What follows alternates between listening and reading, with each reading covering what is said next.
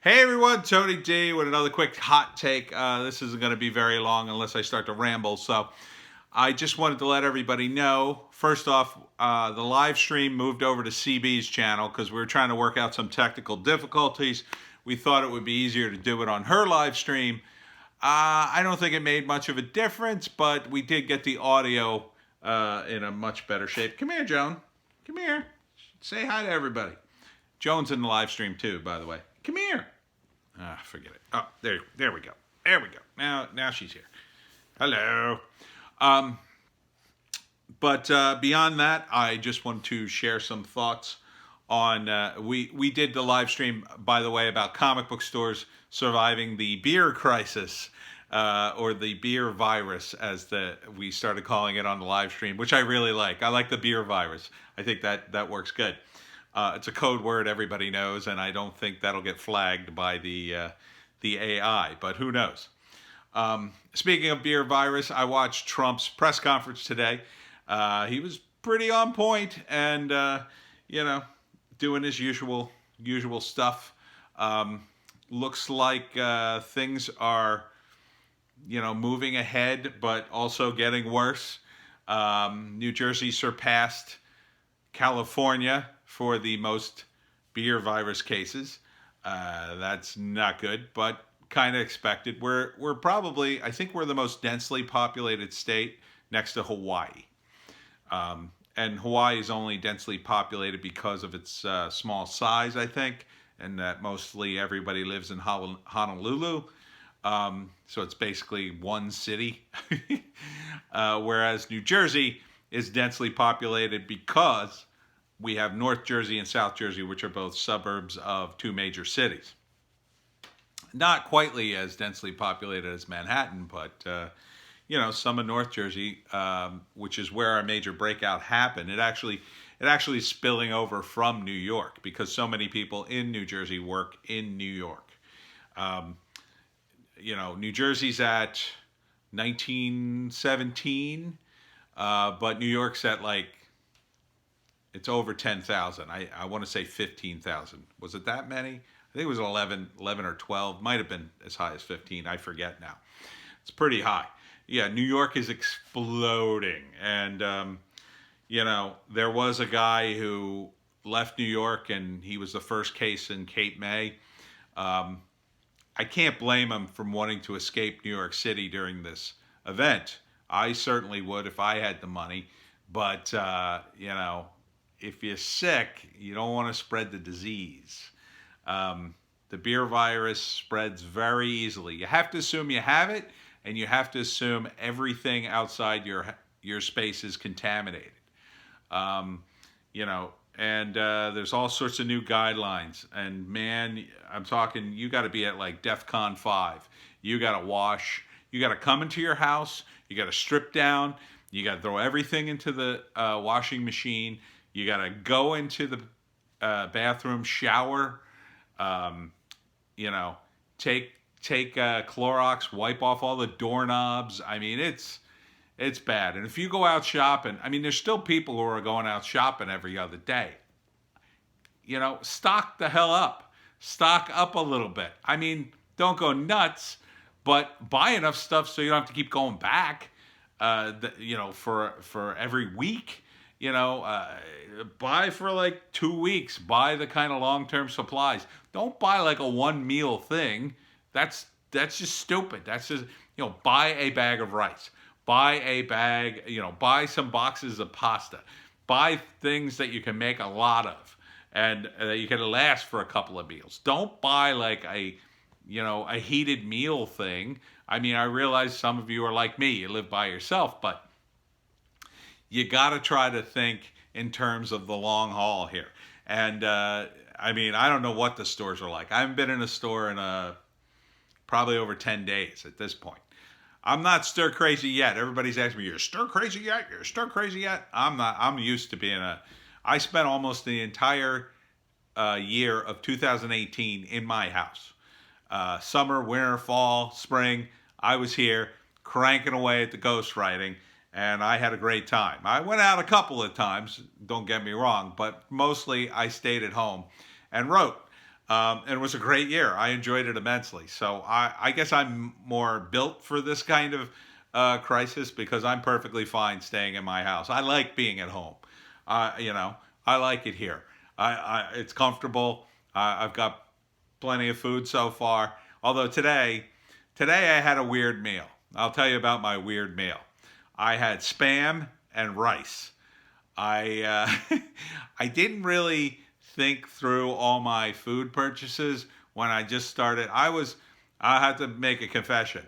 Before people were in on this, when I started to stock up, I can't say I was panic buying. It was more like random buying. So I was sort of randomly buying stuff for the long haul on top of my regular food. So like most of my regular food is gone, and I now realize that I eat pretty healthy because I eat a lot of fruit and vegetables, and most of that stuff's gone. But so the canned stuff and packaged stuff I bought, I didn't really think through. So I've got like a giant bag of rice. So I had some rice and I had a thing of spam. And I said, well, this is like a dinner, right? I'll bust out the spam. I'll heat it up. I'll eat it with rice. I didn't have any vegetables really. I'm just about out of vegetables. All I got are some carrots. So I cleaned up a carrot and I ate that along with the rice and spam. I mean, it wasn't bad. I put a little mustard on the spam. Are you supposed to do that? It was a little salty. I gave Joan some spam. Did you like the spam? Did you like the spam? Spam was yummy. Yum, yum, yum. So that's what I had for dinner. That was the only. I didn't know if I would like spam, so I only bought one can of it. So I'm back on like tuna fish, and I got the chicken breast that's like tuna fish in a can. So that's most of my meals from here on in. My hope is that, I've got some Amazon orders coming my way, which should restock me. But my hope is that I can last at least a month before I start to really just, before I'm eating like rice and like cloves or something weird like that. I hope I have enough food for that. I have enough flour and yeast to make another 2 loaves of bread, at least. The one thing I was missing, and I wish I had bought more, I didn't think of it, yeast. I got plenty of flour, I got plenty of sugar, I didn't buy enough yeast. Let that be a lesson to you. So I did try to order some online, but I couldn't get the regular yeast. All that's gone. So I got wine yeast or beer yeast. But I looked it up and they said that'll work. It'll just taste a little like beer or a little bit like wine. I think I'm okay with that. I mean, how bad could it taste? It's bread. Maybe that'll taste good. I don't know. And I've been putting like cornmeal I put cornmeal on the dough. I'll have to do a pour cooking about it because that'll be a nice thing to show you how to make bread. I'm sure you all know how to make bread. Plus it takes up some of the time in the day.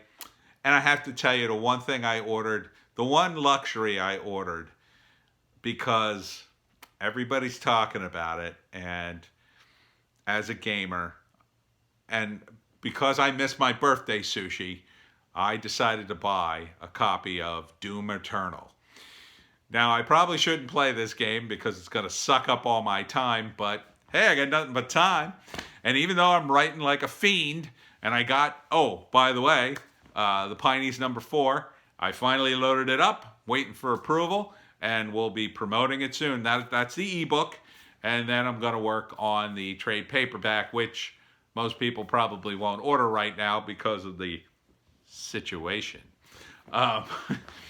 But there's that, and I also have to work on the audiobook for Wokistan. I finally got a response from the audiobook people, and there are lots of problems that I have to correct, which I suspected. I might re-record the entire thing because the audio is too low on like 26 of the chapters. So that sounds to me like I really need to do some work. But that's okay. Got nothing but time now. So I'm enjoying it.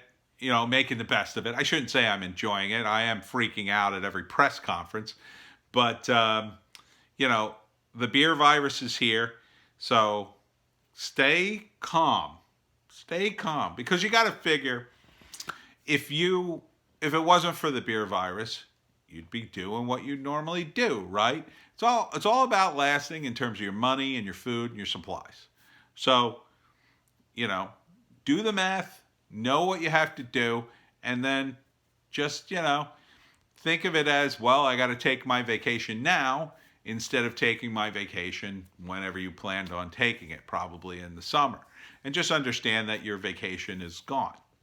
I mean, that's reasonable, right? I mean, if this thing finally starts to end around June, July, then, you're really going to want to go on vacation after being cooped up for months and months and months and struggling to survive. I don't think you'll have the money for it, right?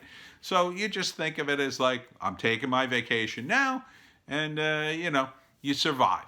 You survive. And then you're just going to have to work through the summer. That's all it is. This whole year is going to be a wash for a lot of people.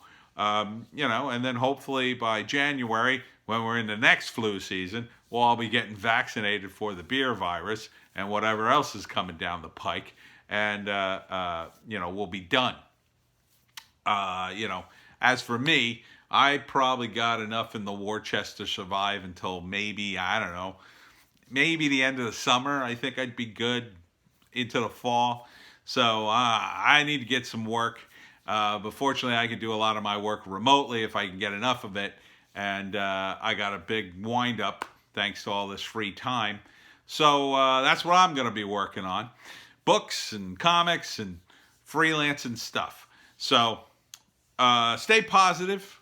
The president's very positive. I like that about him. I like that he stays positive. I think that's a good thing for him to do. I think he's tried to stay mostly truthful during this time. The reporters weren't quite as annoying as they were the other day. But for the most part, I think Trump's trying to stay on the straight and narrow. And I think he's trying to work with people, which is nice too. And I think finally people are willing to work with him a bit because they really have to. I mean, they have to work with him. So it didn't get too testy today at the press conference. And, ultimately, I think this entire experience, when he says we're going to come out stronger, I think people are really going to adjust their priorities in this. And you have to. There are things that are important and there are things that are unimportant. We just spent 2 hours talking about the comic book industry. The truth is, the things that people in the comic book industry think that are important, that are the wokeness and whatnot, they're just not important. They're just not really that important. In the grand scheme of things, it's better to have your health, your family, and good friends, and just doing the right thing. This nonsense on Twitter. Hopefully, if there's one victim of the virus, I hope it's wokeness.